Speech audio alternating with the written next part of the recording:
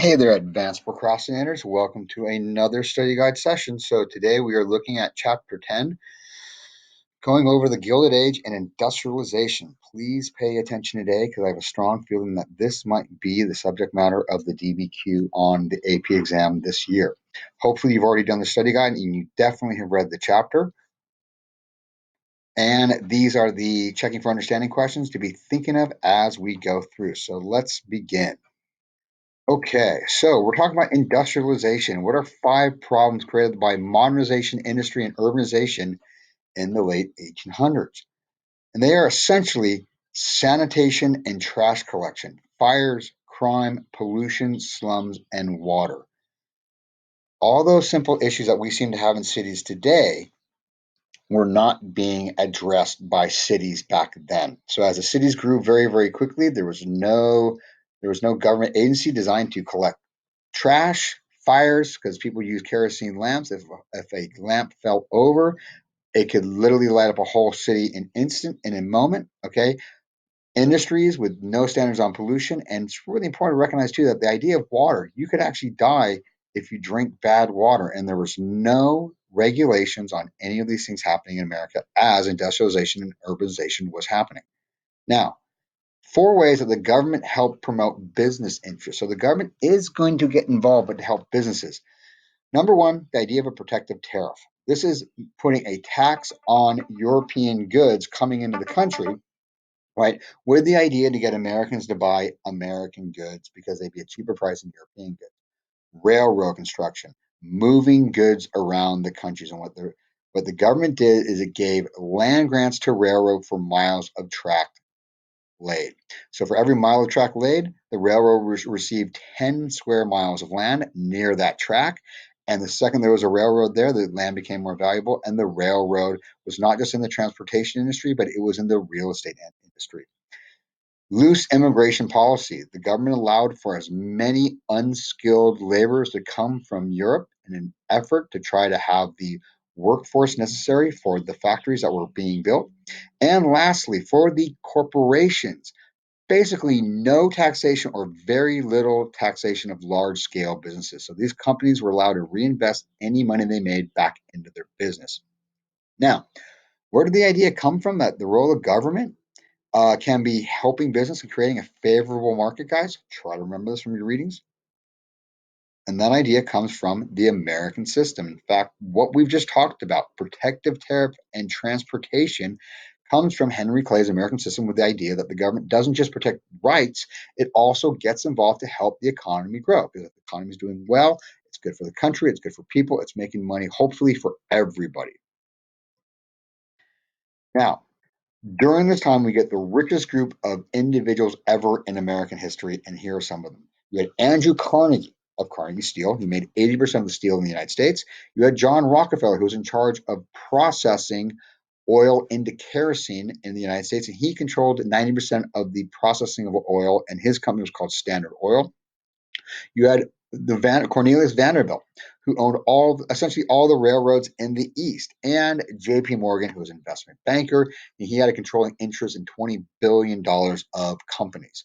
Now, the derogatory name to these captains of industry at this time, they were known as robber barons, right? They are the group of American businessmen who controlled industries through monopolies and illegal means, right? And the idea here is a robber is a thief, a baron is like a king. And you can see in the upper right hand corner, every industry in America basically had a trust or a monopoly, and that's what these guys did. And they controlled every aspect of society, from not just the products that people buy and how much they are charged, but also the government as well too. Now, where does this idea come from that of capitalism and that businesses have so much control and power? And that comes from Adam Smith. And he's an economist who said that prices, what we buy, is influenced by the invisible hand, right? Now, government does not need to interfere in the natural order of prices in business because people will pay whatever it is that they're willing, right? The invisible hand is, why does a hamburger cost $5? Well, it's kind of what people have in their pocket. It's $5. If a hamburger was $20, very few people would buy it. If a hamburger was only $1, People would buy lots of them, but the business wouldn't want to make it for $1 because they don't make enough money. Now, the thing about the invisible hand is, in order for it to be truly effective, analyze what needs to be available to all companies in order for this concept to work. And the reason why the invisible hand works and what's necessary is there needs to be competition. With hamburgers, if you want to go out and get food, and if McDonald's is too much, you go to Burger King, or you go to Wendy's, or you go to Jack in the Box, or you go to any number of, or I don't even like hamburgers, I'll go to Chick-fil-A. Okay, there needs to be competition in order for it to work. And the problem with the Gilded Age and these robber barons is the goal of corporations then was to kill competition and create monopolies. And this set artificial prices. So when they talk about the invisible hand, it was not in play at this time. It was the visible hand of the robber barons manipulating prices because they controlled their whole industry. Now, the government actually conspired to help these businesses at the same time rather than helping consumers. So keep this in mind. The government's helping these people. Number one, the Supreme Court sided against regulation or setting rules on businesses, saying the government can't get involved in regulating business. Also, unions were suppressed. Unions, attempts by workers try to making a better wages for themselves, they were suppressed, preventing workers from demanding fair pay and working conditions. Now, here's what I want you to understand, because the government always said, hey, laissez-faire, we don't get involved in business. Can you explain how the government's being hypocritical in its application of laissez-faire? And the answer to this is the problem was the government was laissez faire when it came to helping ordinary Americans, protecting workers, providing fair pay, or having minimum wage. The government say, hey, we can't provide regulations in business because we don't get involved in business. But at the same time, the government is giving advantages and helping companies to become stronger and richer, right? An example of that was land grants for laying railroad track, right? The government is giving free land to the companies. There's no such thing as welfare back then, the government giving people money, but the government's giving free corporate welfare to the businesses. Another one is tariffs on foreign competition, right? The government's trying to keep down competition from outside sources that would give consumers a better price. Now, two philosophies that the wealthy devise in order to argue that it's okay for others wealth is one, social Darwinism, right? And this is the idea of survival of the fittest in regards to business. The wealth that they made, they deserved it because they are stronger and the poor are weak and lazy. Now, what is the problem with this ideology? Think of free competition as well too. And one of the answers is right, is that the rich have inherent advantages. They might have a better education. They might have connections. They might have connections in the government. They're starting with money. The easiest way to get rich is to be rich. Okay. Or maybe inheritance. They don't even earn their money, it's just inherited from someone else. Okay. But another problem with this ideology is the rich use their advantages to crush any new competition. Please put that down and know that one, right? Socialism works if it is free to compete. The lion and the zebra are free to compete, but if one person if the zebra is held onto a tree, that's not free competition. Okay, so if you were a young startup company, Standard Oil or JP Morgan would do everything they could to put you out of business because they have deeper pockets than you do.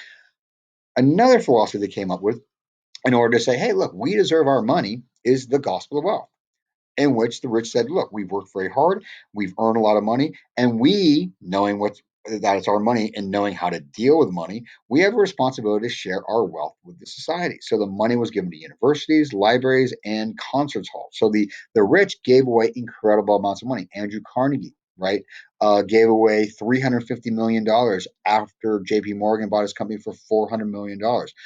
John Rockefeller gave away $500 million. Okay. But what is the problem with the wealthy deciding how to spread their wealth? It sounds great on paper. The rich are going to give away half of their wealth. In Carnegie's situation, it was 90% of his wealth. But what's the problem with that? And the problem with it is the money basically goes back to the rich and the middle class, not the poor. Leland Stanford, he gave his money to Stanford University. Cornelius Vanderbilt gave his money to Vanderbilt University. Andrew Carnegie, there's Carnegie Hall and Opera Hall, right? How many people go to opera, right? So the problem here is it's going to people who already have some money and helps the rich stay richer or the middle class. It doesn't get to everybody. And no, the rich use both of these ideas to justify why they had so much money, and neither idea was entirely true. Now, unions. In order for workers to try to earn fair pay, they recognized that the government was going to do nothing to help them. So workers formed unions, which is a group of workers who united to get a better deal. So no, a union is not the government getting involved to help, it's the workers helping themselves, right? Now, the key idea of a couple of unions was the Knights of Labor is the very, very first union, and they believed in racial and gender equality. You had the AFL, which became the largest and most successful union in America, and they rallied around skill workers with the idea that skilled workers cannot be replaced, and they had more power in order to demand better wages. And you have the IWW, which is the most radical. They are the socialists. They wanted the workers to control competition, right? Now, two of the biggest strikes in American history had a lasting impact on the union movement is one, the Haymarket Square riot in the upper left-hand corner. Now, the Knights of Labor were basically protesting their treatment at work, and during this protest, a bomb is thrown at the police by an anarchist, someone who does not believe in government. It was not thrown by a member of the Knights. Now, think, this is going to hurt the union movement, and this event causes the Knights of Labor to die. Why? How do you think this is going to hurt the union movement? And the answer is this made unions look like radicals trying to overthrow the government and business, right? Because a lot of unions are workers and a lot of workers were immigrants and poor people, right? It seemed like the unions were arguing for people to get free stuff. And in reality, what the unions are doing is just trying to earn fair pay and working conditions. Another one is the largest strike in American history, the Pullman strike, where the railroad workers went on strike when their wages were cut. Now, the importance of this is after the successful shutdown of the railroads in the United States that was impacting trade in America, the president of the United States ordered the army in to basically break up the strike. What you want to recognize here, guys, is in both of these cases with the strikers and unions, the government is not siding with the workers, it's siding with the owners. Okay. In fact, when the Pullman strike was over, Pullman blacklisted the strikers, meaning anybody involved with the strike was never allowed to work for the railroad again, which is a very good pay for a worker at the time. Now, the 14th Amendment, arguably the most important amendment in American history, right? And this is the amendment that gives equal protection and due process, right? It basically says that everybody should be equally treated in the United States, right? Now, it was used in these situations to help the lower classes, right? The 14th Amendment allowed state governments to get involved and create laws that protected people's lives, liberty, and property, right, by addressing conditions that work and living conditions. So the 14th Amendment is the amendment that gives the state governments the power to say, look, we'll protect people. If the federal government's not going to do it, the state is going to do that, okay? And some problems addressed by legislation regarding the 14th Amendment at state levels. Number one, safety standards in the workplace, having a minimum wage and maximum hours that a person can work every single day, child labor laws, regulating corporations when they abuse their responsibilities, as well as sanitation and housing laws, right?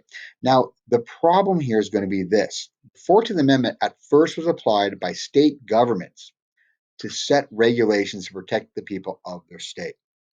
But it's going to be used to protect companies. So how that's going to happen? Well, basically, the Supreme Court says that corporations have the exact same rights as individuals, right?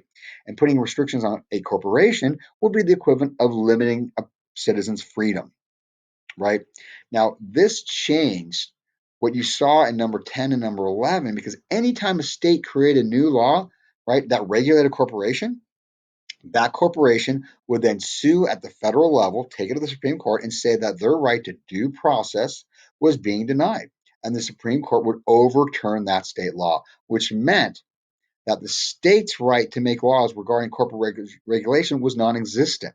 Right. So the 14th Amendment, at first used to protect the rights of people, was used as a way to protect the rights of corporations. Right.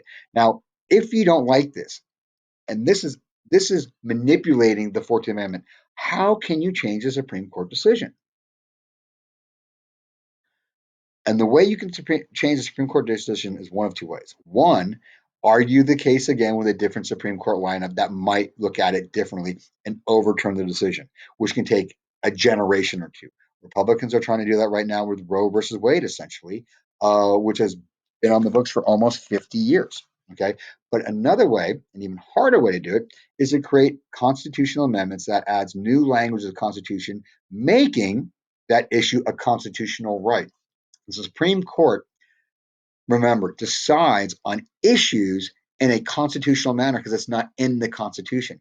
If you add that issue to the Constitution, the Supreme Court can't decide on it anymore because it's in the Constitution. Okay. And what's going to be amazing is because of this abuse of power by government that's seen here, it's going to lead to the progressive movement, and there'll be 4 amendments to the Constitution added by progressives in an effort to make sure that that Americans are represented better by the government.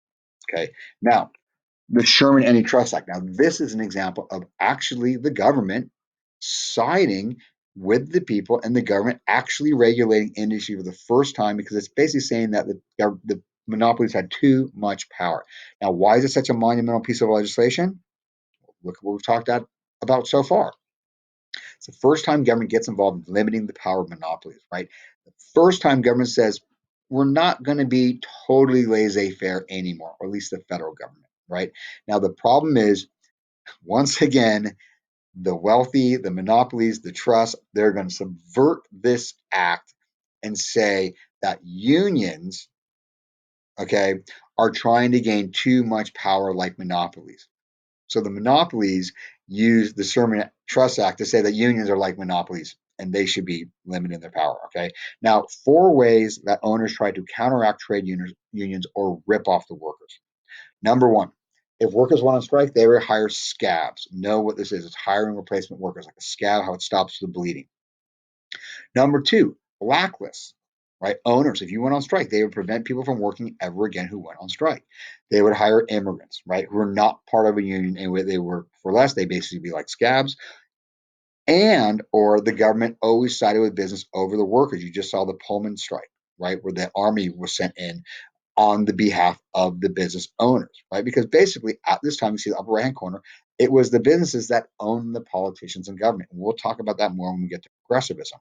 Okay. Now, if you're in a union, how do you fight back? Well, unions could fight back by doing a strike or a sit down strike where they go into the factory and they would literally in the upper hand left hand corner sit down, take over the factory and not work. They would use sabotage. They would sometimes destroy company property. They would work slowly in slow production, or they would picket, hoping that people would notice and not buy that product and support workers, right? Now, where does this power come from that unions have over corporations when they think they can actually stand up to a billionaire? And the power unions have is the unions, the workers, they control production. Nothing gets made if the workers don't go to work. And while the workers aren't going to work, it's the owners and the company that's losing money. Yes, the workers are losing money too, but they're only losing a daily wage. The owners are losing incredible amounts of money that they want to get solved every single day, because a lot of times they might have debt they have to pay or other bills they have to pay.